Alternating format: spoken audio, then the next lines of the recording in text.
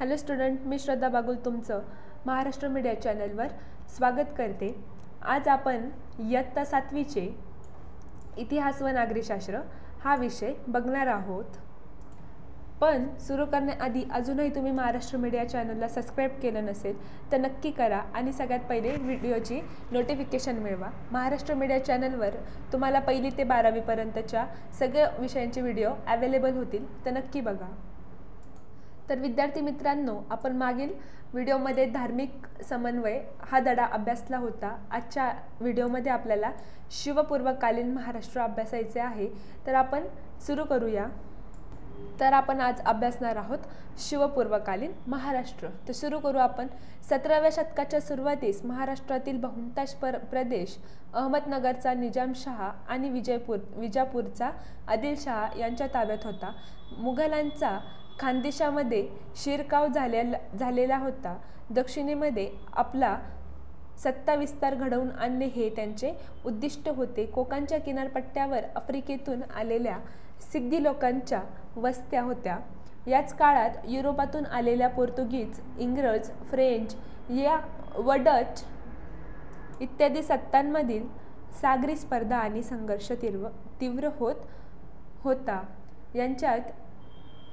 त्यांच्यात व्यापारासाठी बाजारपेठा काबीज करण्याची चढाओढ लागली होती। पश्चिम किनारपट्टीवरील गोव्यात आणि वसईत पोर्तुगीजांनी अगोदरच राज्य स्थापन केले होते, तर इंग्रज, डच, फ्रेंच यांनी व्यापारी कंपन्यांच्या माध्यमातून वखारीच्या रूपात चीनचा प्रवेश केला होता। या सर्व सत्ता एकमेकांना आजमावत व स्वतःला सुरक्षित ठेवत तसेच जमेल तेवढे वर्चस्व करण्याच्या बेतात होत्या।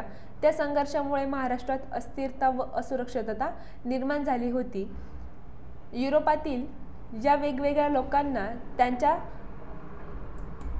शिरस्त्राणावरून टोपकर म्हणत।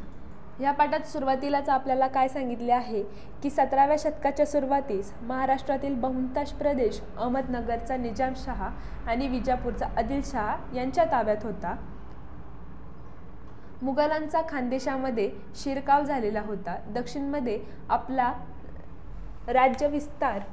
सत्ता विस्तार घडवून आणणे हे उद्दिष्टे त्यांचे होते। कोकणाच्या किनारपट्टीवर आफ्रिकेतून आलेल्या सिद्धी लोकांच्या वस्त्या होत्या। याच काळात युरोपातून आलेल्या पोर्तुगीज, फ्रेंच, इंग्रज व डच यांची सत्तांमधील सागरी स्पर्धा आणि संघर्ष तीव्र होत गेले। त्यांच्या व्यापारासाठी बाजारपेठा काबीज करण्याची चढाओढ लागली होती। पश्चिम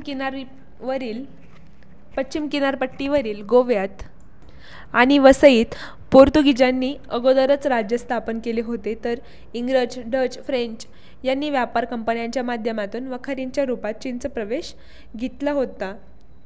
या सर्व सत्ता एकमेकांना आजमावत होत्या व स्वतःला सुरक्षित ठेवत होत्या, तसेच जमेल तेवढे वर्चस्व करण्याच्या बेतात होत्या। या संघर्षामुळे महाराष्ट्रात अस्थिरता व असुरक्षितता निर्माण झाली होती। युरोपातील या वेगवेगळ्या लोकांना त्यांच्या शिरस्त्राणावरून टोपकर म्हणत।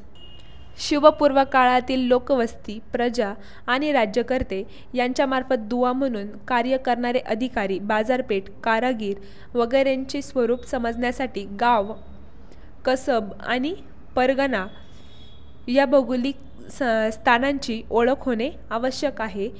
अनेक गावांचा परगणा होत असे। सामान्यतः परगण्याच्या मुख्य ठिकाणाला कसबा म्हणत असे। कसब्यापेक्षा लहान असलेल्या गावाला मौजा म्हणत असत। आपण आता गाव, कसबा आणि परगणा यांची क्रमशः संक्षिप्त ओळख करून घेणार आहोत। तर आपल्याला या पाठामध्ये गाव, कसबा आणि परगणा या भौगोलिक स्थानांची ओळख करून घ्यायची आहे। तर पहिला मुद्दा बघूया, गाव म्हणजेच मौजा। बहुतेक लोक गावामध्येच राहत गावाला मौजा असेही म्हणत। पाटील हा गावाचा प्रमुख असे। लोकांची गावातील जास्तीत जास्त जमीन लागवडीखाली आणावी यासाठी तो प्रयत्न करी। गावामध्ये तंटाखेडा होत असे तेव्हा शांतता निर्माण करण्याचे काम पाटील करत असे। त्याच्या कामात कुलकर्णी मदत करत जमा झालेल्या महसुलीची नोंद करणे हे काम कुलकर्णी करत असे. गावामध्ये निरनिराळे कारागीर असत. त्यांच्याकडे व्यवसायासंबंधीचे हक्क वंशपरंपरेने चालत आलेले असत. गावात कारागीर जी सेवा देत असत त्याबद्दल शेतकऱ्यांकडून त्यांना शेतीतील उत्पन्नाचा काही वाटा मिळे, त्यास बलूंत असे म्हणत. गाव मौजा या मुद्द्यामध्ये आपल्याला काय सांगितलं गेले आहे? बहुतेक लोक गावामध्येच राहत होते. गावालाच मौजा असेही संबोधतात. पाटील हा गावाचा प्रमुख असे. लोकांनी गावातील जास्तीत जास्त जमीन लागवडीखाली आणावी यासाठी तो प्रयत्न करीत होता. गावामध्ये तंटाखेड होत असे तेव्हा शांतता निर्माण करण्याचे काम पाटील करत होता. त्याच्या कामात कुलकर्णी मदत करत जमा झालेल्या महसुलीची नोंद करणे हे काम कुलकर्णीचं असे. गावामध्ये निरनिराळ्या कारागीर असत. त्यांच्यातील व्यवसाय संबंधीचे हक्क वंशपरंपरेने चालत आलेले होते. गावात कारागीर जी सेवा देत असे त्याबद्दल शेतकऱ्यांकडून त्यांना शेतीतील उत्पन्नाचा काही वाटा मिळे, त्यास बलूत असे म्हणतात. त्यामध्ये दुसरा बघू आपण, कसबा. कसबा हे एक मोठे खेडेगावच असे. सामान्यतः ते परगणेचे मुख्य ठिकाण असे. उदाहरणार्थ इंदापूर परगणेचे मुख्य ठिकाण इंदापूर, कसबा वाई परगण्याचे मुख्य ठिकाण वाई कसबा. गावाप्रमाणेच कसब्यामध्ये मुख्य व्यवसाय शेतीचा असे. तेथे सुतार, लोहार इत्यादी कुशल कारागीरही असत. कसब्याला जोडूनच बाजारपेठ असे. शेटे व महाजन हे या पेठेचे वतनदार कारभारी असत. प्रत्येक गावात पेठ होतीच असे नाही, मात्र गावात पेठ बसवण्याचे काम शेटे महाजनाचे असे. त्यासाठी त्यांना सरकारातून जमीन आणि गावकऱ्यांकडून काही हक्क मिळत. पेठेचे हिशोब ठेवण्याचे काम महाजन पाहत होते. पुढे बघूया, परगणा. अनेक गावे मिळून परगणा होत असला तरी सर्व परगण्यातील गावांची संख्या समान नसे. उदाहरणार्थ पुणे परगणा हा मोठा परगणा होता. त्यात 290 गावे होती. चाकण परगण्यात 64 गावे होती. शिरवळ परगणा लहान होता. त्यात 40 गावे होती. देशमुख व देशपांडे हे परगण्याचे वतनदार अधिकारी असत. देशमुख हा परगण्यातील पाटलांचा प्रमुख असे. गाव पातळीवर जे काम पाटील करत असे तसेच काम परगणा पातळीवर देशमुख करत असे. तसेच परगण्यातील सर्व कुलकर्ण्यांचा प्रमुख देशपांडे होते. गाव पातळीवर कुलकर्णी जे काम करत असे ते काम परगणा पातळीवर देशपांडे करत असे. हे वतनदार अधिकारी रयत आणि सरकार यांच्यामध्ये मधील दुवा होते. यात सांगितले गेले आहे की अनेक गावे मिळून परगणा होत असला तरी सर्व परगण्यातील गावांची संख्या वेगवेगळी होती, समान नव्हती. उदाहरणार्थ पुणे परगणा हा सर्वात मोठा परगणा होता. त्यात 290 गावे होती. चाकण परगण्यात 64, शिरवळ परगणा हा सगळ्यात लहान, त्यामध्ये 40 गावे होती. देशमुख व देशपांडे हे परगण्याचे वतनदार अधिकारी होते. देशमुख हा परगण्यातील पाटलांचा प्रमुख असे. गाव पातळीवर जसं पाटील काम करत होतं तसं परगणा पातळीवर देशमुख करत असे. तसेच परगण्यातील सर्व कुलकर्ण्यांचा प्रमुख देशपांडे असे. गाव पातळीवर कुलकर्णी हे जे काम करत होते ते काम परगणा पातळीवर देशपांडे करत असे. हे वतनदार अधिकारी रयत आणि सरकार यांच्यामधील दुवा होते. परगण्यातील गावांवरती कधी परचक्र आले किंवा दुष्काळासारखी परिस्थिती निर्माण झाली तर रयतेचे म्हणणे सरकारकडे मांडण्याचे काम वतनदार करत. काही वेळेला हे अधिकारी आपल्या अधिकाऱ्यांचा दुरुपयोग करत. ते कधी रयतेकडून अधिक पैसा जमा करत तर कधी रयतेकडून गोळा केलेली रक्कम सरकारकडे जमा करण्यास विलंब लावत.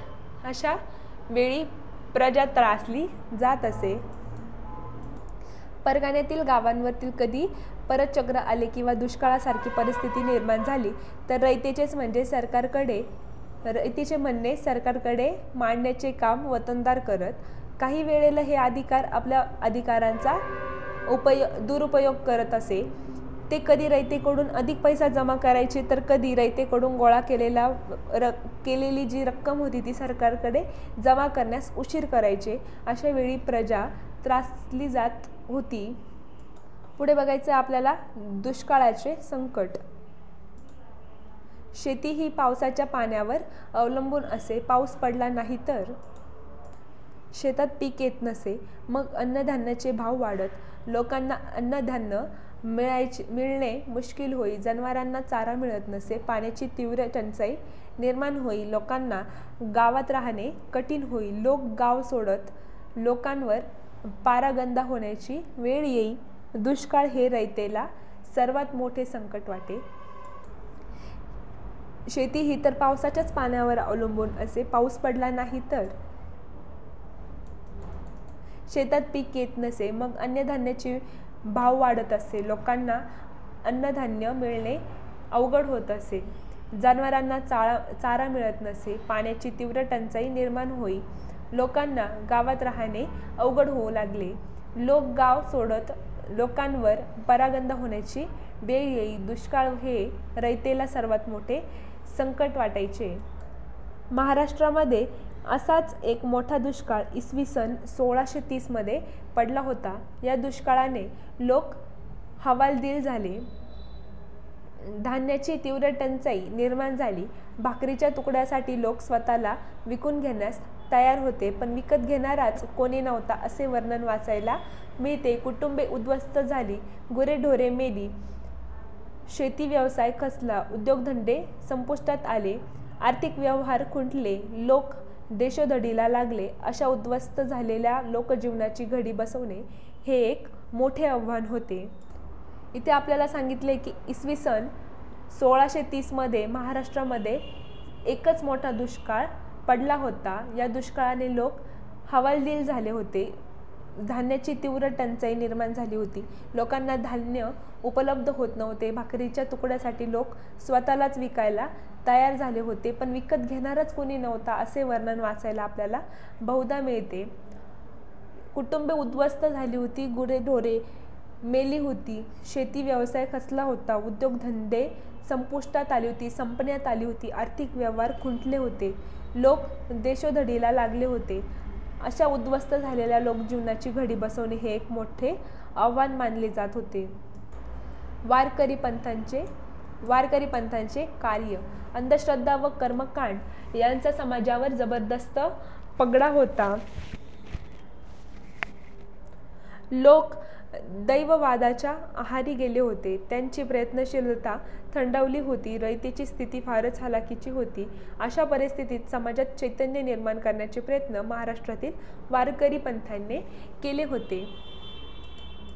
महाराष्ट्रात संत नामदेव, संत ज्ञानेश्वर यांच्यापासून सुरू झालेली संत परंपरा समाजाच्या विविध स्तरांतून आलेल्या संतांनी पुढे चालवली। या संत परंपरेमध्ये समाजातील सर्व स्तरांतील लोक होते। उदाहरणार्थ संत चोखामेळा, संत गोरोबा, संत सावता, संत नरहरी, संत सेरा, संत शेख महम्मद इत्यादी। त्याचप्रमाणे संत मंडळीत संत चोखोबांची पत्नी संत सोयराबाई आणि बहिणाबाई, संत निर्मळाबाई, संत मुक्ताबाई, संत जनाबाई, संत कान्होपात्रा, संत बहिणाबाई, सिवरकर यांच्यासारख्या स्त्रियाही होत्या। या संत चळवळींचे पंढरपूर हे केंद्र होते। विठ्ठल हे त्यांचे दैवत होते। पंढरपुरात चंद्रभागेच्या काठी ही सर्व संत मंडळी आणि वारकरी भक्त सागरात न्हाऊन निघत होते। तेथे भजन, कीर्तन आणि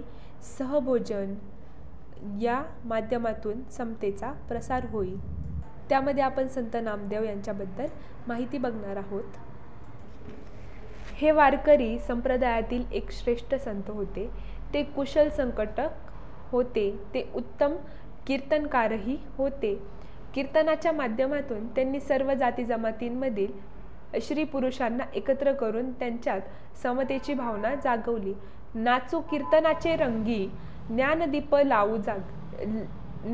लावू जगी ही त्यांची प्रतिज्ञा होती। त्यांची अभंगरचना प्रसिद्ध आहे। अनेक संतांवर आणि सर्वसामान्य लोकांवर त्यांच्या शिकवणुकीचा प्रभाव पडला ते आपल्या विचारांचा प्रसार करत पंजाबपर्यंत गेले होते. त्यांनी लिहिलेले पदे शीखांच्या गुरु ग्रंथ साहिब या ग्रंथात समाविष्ट आहे. त्यांनी भागवत धर्माचा संदेश गावोगावी पोचवण्याचे कार्य केले.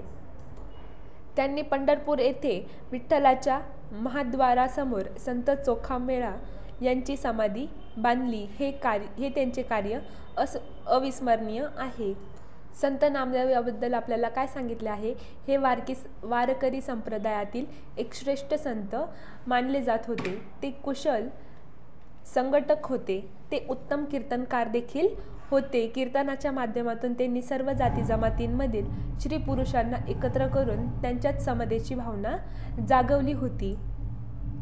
नाचू कीर्तनाचे रंगी ज्ञानदीप लावू जगी ही त्यांची प्रतिज्ञा होती. त्यांनी अभंग रचना प्रसिद्ध केल्या आहेत. अनेक संतांवर आणि सर्वसामान्य लोकांवर त्यांच्या शिकवणुकीचा खूप प्रभाव पडला. ते आपल्या विचारांचा प्रसार करत पंजाबपर्यंत गेले होते. त्यांनी लिहिलेले पदे शीखांच्या गुरुग्रंथ साहिब या ग्रंथात देखील समाविष्ट आहे. त्यांनी भागवत धर्माचा संदेश गावोगावी पोचवण्याचे कार्य केले होते. त्यांनी पंढरपूर येथे विठ्ठलाच्या महाद्वारासमोर संत चोखामेळा यांची समाधी बांधली होती. ही त्यांचे कधीही न विसरणारे कार्य मानले जाते. पुढे बघणार आहोत आपण संत ज्ञानेश्वर. हे वारकरी संप्रदायातील एक विख्यात संत होते. त्यांनी भगवद्गीता या संस्कृत ग्रंथाचा अर्थ मराठीत स्पष्ट करणारा भावार्थ दीपिका अर्थात ज्ञानेश्वरी हा ग्रंथ रचला. तसेच त्यांनी अमृतानुभव या ग्रंथाची रचना केली. त्यांनी आपल्या ग्रंथातून व अभंगातून भक्ती मार्गाचे महत्त्व सांगितले. सामान्यांना आचरता येईल असा आचार धर्म सांगितला. वारकरी संप्रदायाला धर्माची प्रतिष्ठा मिळवून दिली. अतिशय प्रतिकूल परिस्थितीमध्ये जीवन जगावे लागलेले असूनही त्यांनी आपल्या मनाचे संतुलन ढळू दिले नाही आणि कटुताही बाळगली नाही. ज्ञानेश्वरीतील पसायदान उदात्त संस्कार करणारे आहे. ज्ञानेश्वरांचे बंधू संत निवृत्तीनाथ व संत सोपानदेव आणि भगिनी मुक्ताबाई यांच्याही काव्यरचना प्रसिद्ध आहेत. पुढे संत एकनाथ यांच्याबद्दल बघूया. हे महाराष्ट्राच्या भक्ती चळवळीतील एक महान संत होते. त्यांचे साहित्य विपुल व विविध प्रकारचे आहेत. त्यात अभंग, गवळणी, भारुडे इत्यादींचा समावेश होतो. त्यांनी भागवत धर्माची मांडणी सोपी व सविस्तर केलेली आहे.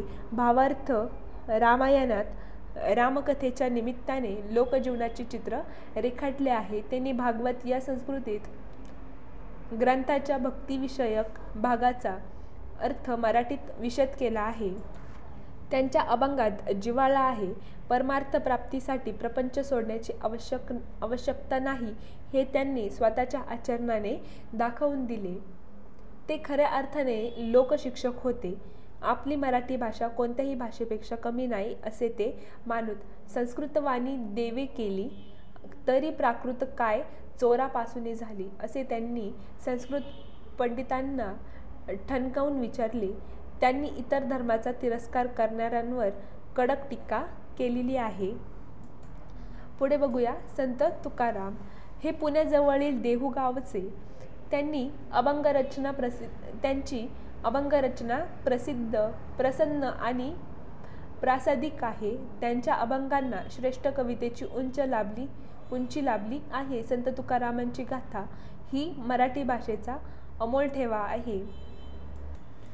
ते रंजल्या गांजल्यांमध्ये देवत्व पाहण्यास सांगताना म्हणतात, जे का रंजले गांजले त्यांसी म्हणे जो आपुले, तोची साधू ओळखावा देव तेथेची जाणावा. आपल्या या दृष्टिकोनामुळेच त्यांनी आपल्याकडे असलेली लोकांना दिलेली कर्जाची कागदपत्रे इंद्रायणी नदीच्या डोहात बुडवली आणि कित्येक कुटुंबांना कर्जमुक्त केले. त्यांनी समाजातील दांभिकतेवर व अंधश्रद्धेवर अत्यंत कडक शब्दात टीका केली. भक्तीला नीतीची जोड देण्यावर त्यांची भर होती. जोडून या धन उत्तम व्यवहारे उदास विचारे वेच करी. असे त्यांच्या शिकवणुकीचे सार सांगता येईल. समाजातील काही कर्मठ लोकांनी ते करत असलेल्या लोकजागृतीला विरोध केला. त्यांना मुळात अभंग रचण्याचा अधिकारच नाही असा दावा करून त्यांनी त्यांच्या वया इंद्रायणी नदीच्या डोहात बुडवल्या. त्यांनी या सर्व विरोधाला धीरोत्तमाने उत्तर तोंड दिले. संत तुकारामांचे शिष्य आणि सहकारी विविध जाती जमातींचे होते. नावजी माळी, गव्हर्नर वाणी, संताजी जगनाडे, शिवबा कासार, बहिणाबाई सिवरकर, महादजी पंत कुलकर्णी ही त्यातली काही नावे. गंगाराम पंत मावाळ आणि संताजी जागनाडे यांनी संत तुकारामांचे अभंग लिहून ठेवले. हे त्यांची महत्त्वाची कामगिरी होय. पुढे बघूया संत कार्याची फलश्रुती. संतांनी लोकांना समतेचा संदेश दिला, माणुसकी व मानवता धर्म शिकवला, एकमेकांवर प्रेम करावे, एकत्र यावे व एकजुटीने राहावे ही त्यांची शिकवण होती. त्यांच्या कार्यामुळे लोकजागृती झाली. परचक्र, दुष्काळजन्य परिस्थिती किंवा निरनिराळ्या प्रकारची इतर निसर्ग संकटे आली असता त्यांची पर्वा न करता कसे जगावे याविषयी त्यांनी केलेला उपदेश हा लोकांचा मोठा आधार ठरला. त्यांच्या या कार्यामुळे महाराष्ट्रातील लोकांमध्ये आत्मविश्वास निर्माण झाला. संत कार्याची जी आपल्याला फल भेटले आहे त्याबद्दल इथे माहिती दिलेली आहे की संतांनी लोकांना समतेचा संदेश दिला होता, माणुसकी व मानवता धर्म शिकवला होता, एकमेकांवर प्रेम करा, एकत्र या, एकत्रित राहा, एकजुटीने राहा अशी त्यांची शिकवण होती. त्यांच्या कार्यामुळे लोकजागृती झाली. परचक्र, दुष्काळजन्य परिस्थिती किंवा निरनिराळ्या प्रकारची इतर निसर्ग संकटे आली असता त्याची काळजी न करता, पर्वा न करता कसे जगावे याविषयी त्यांनी लोकांना उपदेश केला होता. लोकांचा मोठा आधार ठरला. त्यांच्या या कार्यामुळे महाराष्ट्रातील लोकांमध्ये आत्मविश्वास निर्माण झाला होता. समाजात धर्माची अवनती झाली होती. अशा वेळी संतांनी पुढे येऊन समाजाचे रक्षण केले. ते धर्माचा खरा अर्थ सांगू लागले. लोकांमध्ये राहून त्यांची सुखदुःखे समजावून घेत भक्तिमार्गाचा पुरस्कार करू लागले. अशा वेळी समाजातील काही कर्मठ लोक त्यांना विरोध करू लागले. हा विरोध सहन करणे म्हणजे आपल्या कर्तव्याचाच एक भाग आहे असे संत मानत असे. तुका म्हणे तोची संत, सोशी जगाचे आघात या शब्दात संत तुकारामांनी खऱ्या संतांचे लक्षण सांगितले आहेत. शास्त्री पंडितांच्या अवघड भाषेतील धर्माला संतांनी सर्वसामान्याच्या भाषेत आणले. दैनंदिन व्यवहारातील भाषेत लोकांनी परमेश्वराची आळवणी केली. परमेश्वरांपुढे सर्व समान आहेत अशी भूमिका घेतली. वर्ण आणि जातीचा अहंकार बाजूला सारून आपण एकमेकांना परमेश्वराची लेकरे या स्वरूपात पाहायला हवे ही शिकवण समाजाला दिली. या सर्व संतांचे वैशिष्ट्य म्हणजे भक्ती करत असताना त्यांनी आपापली कर्तव्य कर्म सोडली नाहीत. त्यांनी आपापल्या कामात परमेश्वर पाहिला.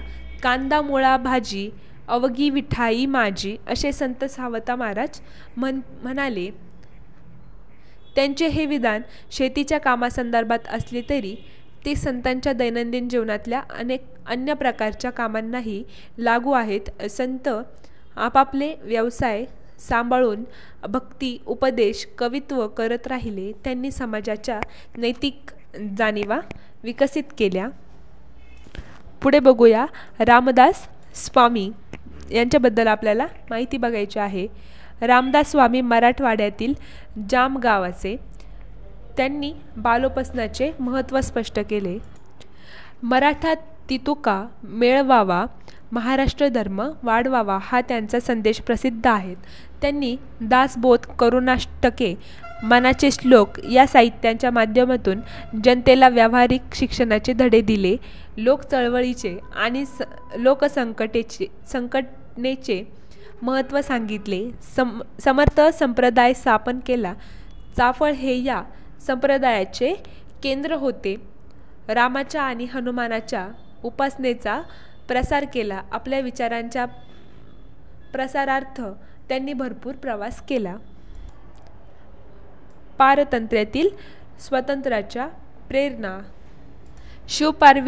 शिवपूर्वकालीन महाराष्ट्रात राजकीय, सामाजिक, सांस्कृतिक इत्यादी प्रकारची स्थिती ही सामान्यतः होती. या काळात महाराष्ट्रात आदिलशाही वगैरे सत्तांच्या नियंत्रणाखाली होते, त्यामुळे तो स्वतंत्र नव्हता. असे असले तरी काही व्यक्ती आणि विचारधारा स्वातंत्र्याची स्वप्ने पाहत होती. अशा घटकांमध्ये स्वराज्य संकल्पक मानल्या जाणाऱ्या शहाजी राजांचे स्थान अग्रभागी होते. तर अशा प्रकारे आपण आजच्या व्हिडिओमध्ये शिवपूर्वकालीन महाराष्ट्र हा धडा अभ्यासला आहे. भेटूया पुढच्या व्हिडिओमध्ये. धन्यवाद.